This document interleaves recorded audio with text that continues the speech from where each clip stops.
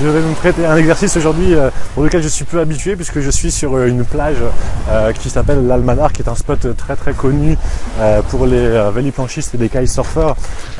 qui est dans le Var pour ceux qui connaissent, et pour ceux qui ne connaissent pas, je vous invite à venir découvrir, c'est vraiment magnifique.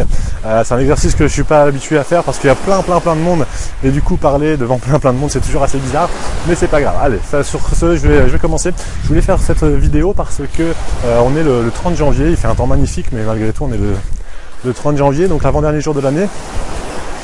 Et j'ai considéré que c'était vraiment un très bon moment pour faire un point sur les résultats de cette année, et notamment en termes d'immobilier, puisque c'est mon domaine et c'est le domaine qui va me permettre d'atteindre assez rapidement la retraite. Donc je m'étais posé des objectifs ambitieux qui étaient d'acheter 3 biens immobiliers sur ce courant d'année. Alors en réalité il s'est passé quoi? J'ai acheté donc un bien immobilier que j'ai mis en colocation, donc une super belle affaire qui me coûte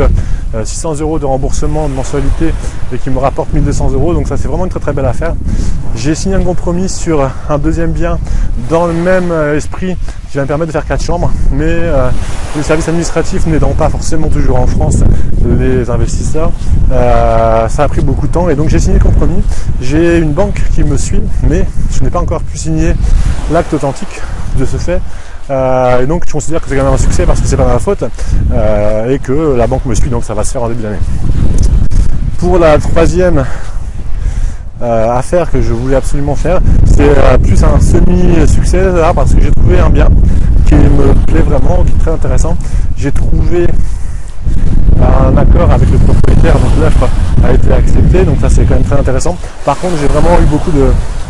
difficultés à trouver un financement. Les banques étant un peu frileuses du fait que j'ai déjà acheté un bien, je suis en train d'acheter un deuxième et que effectivement je suis un salarié qui ne gagne pas 6 000 €, je suis pas un ingénieur, je suis un commercial, donc je gagne à peu près 2300 € par mois, et les banques s'inquiètent de voir que mon revenu foncier va probablement vite dépasser mes revenus salariés. Alors vous serez comme moi à penser que c'est pas un problème, hein, un revenu étant un revenu, mais pour les banques ça peut être parfois compliqué. Donc j'ai pas signé le compromis, j'ai une offre d'achat acceptée par le vendeur, mais il me restera à convaincre un banquier en 2016, ce dont je ne doute pas parce que j'ai vraiment la volonté de faire qui est impact, et je sais que ça va m'aider vraiment à être à la retraite très rapidement. Mais c'est pour vous dire que même quand on se pose des objectifs, même quand on est un professionnel du domaine, c'est pas toujours facile, et je vous invite à poser vous aussi vos objectifs si vous ne l'avez pas fait en 2015, donc les faire pour 2016, et surtout ne pas vous décourager, parce que même si vous y connaissez bien dans un domaine, vous risquez d'être amené à parfois avoir des désagréments en fait, hein, c'est-à-dire à avoir des gens qui vous suivent pas parce que vous avez vos visions. Je sais que moi personnellement ça va être des super affaires, mais les banquiers, même s'ils en sont conscients, ont des directives et parfois ils ne vont pas vous suivre parce que vous rentrez pas dans les cases. Donc je vous propose en cette fin d'année ou en tout début d'année de vraiment vous poser pour dire voilà qu'est-ce qui s'est passé par rapport à ce que je m'étais posé comme objectif, et puis surtout faire un point pourquoi ça s'est bien passé, pourquoi ça s'est pas bien passé, et puis pour 2016 reposer de nouveaux objectifs ou de concrétiser ceux qui étaient en cours, et surtout de pas vous décourager, de faire un point régulièrement,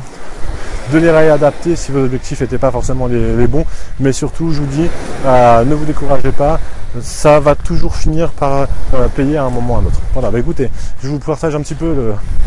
le secteur parce que hier les palmiers c'est vraiment un des endroits de la terre que je préfère, et voilà, je voulais partager avec vous cet endroit qui est juste